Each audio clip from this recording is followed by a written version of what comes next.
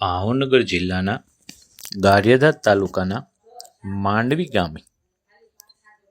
માંડવી ગામના વતની અને નાનપણથી જ દેશ સેવાની ખેવના ધરાવતા ખેડૂત પરિવારમાંથી આવતા આહિર યુવાન હિતેશભાઈ રમેશભાઈ આહિર સૈન્યમાં પસંદ થતા લશ્કરી ટ્રેનિંગ માટે મધ્યપ્રદેશ ખાતે લશ્કર કેમ્પ ખાતે પોતાની મધ્યપ્રદેશના ભોપાલ ખાતે ટ્રેનિંગ પૂરી કરી આજે માદરે વતન માંડવી પરત ફરતા તેમનું ભવ્યથી ભવ્ય નવ્યથી નવ્ય સ્વાગત કરવામાં આવ્યું હતું.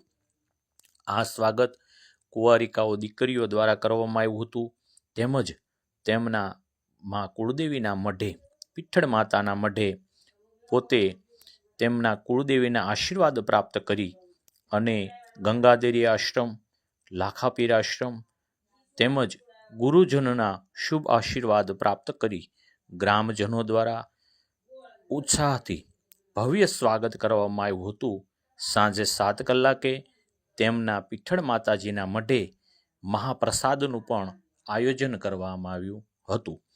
સૌ ગ્રામજનોએ ઉત્સાહપૂર્વક તેના સામૈયામાં અને સ્વાગતમાં ખૂબ જ ભવ્ય લાહવો લીધો હતો. Reporting by Imtiyaz Malla, Mandvi.